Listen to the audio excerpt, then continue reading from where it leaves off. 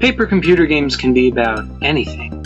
Some are intimate, down-to-earth stories, others are vast, sweeping, cosmic epics. The games don't have to be related to each other, and some are their own thing.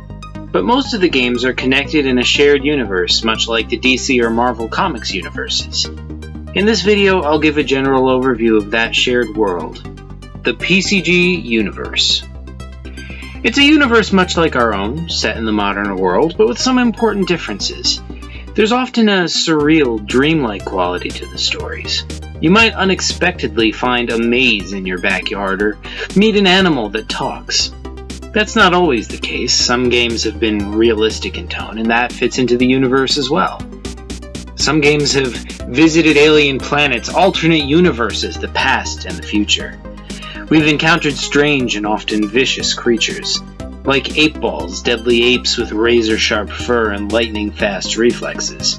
Or the Umbrians, a shadow people bound to the world through their masks. Or the Zoochompers, gelatinous monsters who absorb anything they encounter and change into different forms, depending on what they absorb. The first series of paper computer games focused on a kid named Zack. My name is also Zack, but that's a pure coincidence. Zack was a normal kid until one day when the people around him whom he trusted became hostile. He had no idea why, but he had to escape, and he had to save his friends. He did, and they all escaped, but it wasn't over. Now there were people hunting him. After more adventures trying to escape, they gradually became aware that the people hunting them were part of an evil organization known only as the Company. They didn't know the Company's purpose, but they wanted to find out. So they went on the offensive. Zack snuck into one of the Company's facilities. There, he met a strange robot shaped like a clown on a stick. The robot, whose name was Zuvak, was working for the Company and had to follow their orders, but hinted that it didn't want to. He had a conscience and wanted to help Zack, but was prevented by his programming.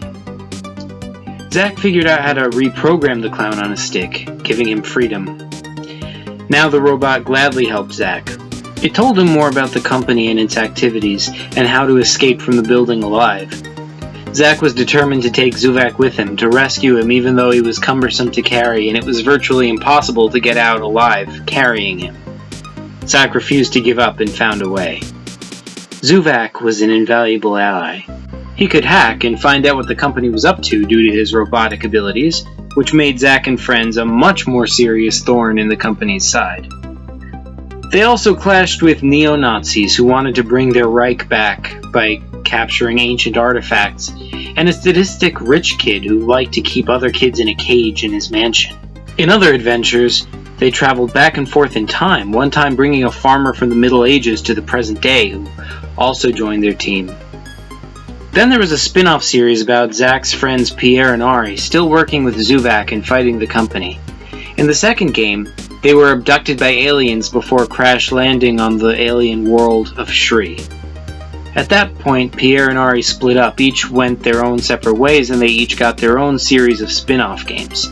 Ari explores the forest on that planet of Shree in his games, the Squids in Forest series.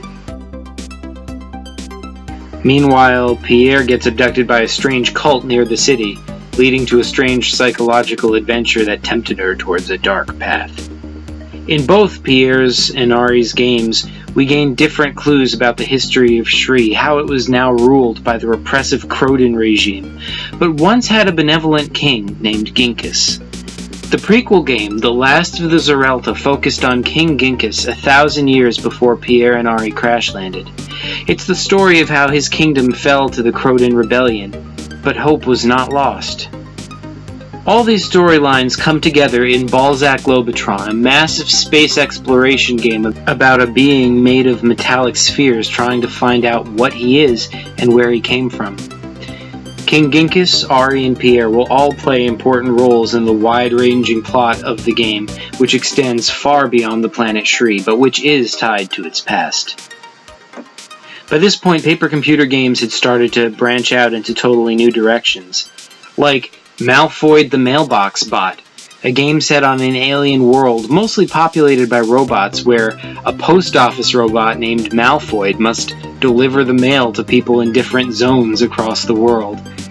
That task is more difficult than you'd imagine, as the landscape is treacherous and most people's mailboxes are booby-trapped.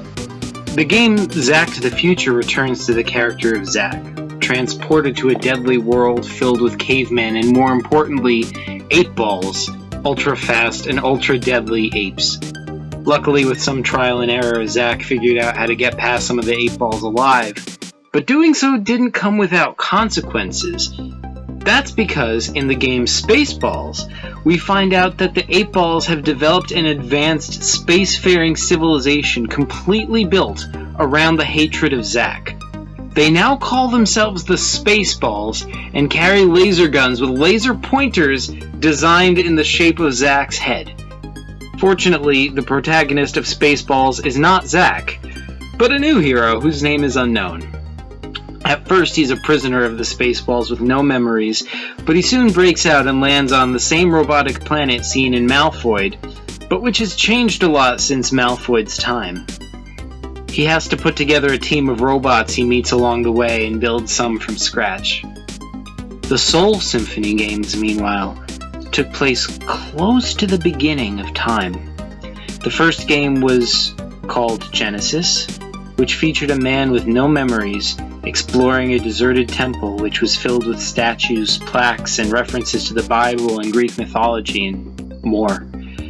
The second game, Exodus, explores outside the temple into the city of Babel, which is also deserted, or so it seems.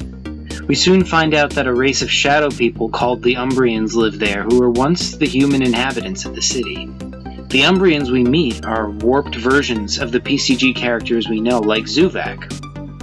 So through all these stories, we've seen different parts of the PCG universe explored.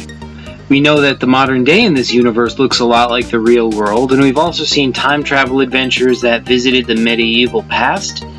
We know that near the beginning of time there was a city called Babel, populated by Umbrians. We haven't yet seen the far future of the PCG universe, except for a few hints here and there, like HistoryBot, who comes back in time to watch significant historical events. We've also been to other planets in this universe, like Shree, the home of Ginkus, and Zoniat, where Malphoid, the mail-delivering robot, lives. And it goes deeper than that. The PCG universe is part of a larger multiverse. We visited other universes, like this magical universe where casting spells is easily possible. Or Soluna, a world geographically similar to Earth but with a very different history in which magic and advanced technology have grown side by side. I'll try to explore the multiverse in a future video. The PCG world is already filled with tons of stories, but there's much more to explore. If you create your own paper computer game, you can help us flesh out this world further, or even build your own corner of it. In this video, I've touched on the PCG universe briefly. There are a ton of stories I've had to leave out. For the ones I did cover, I've listed their creators in the comments section below. Thanks for watching.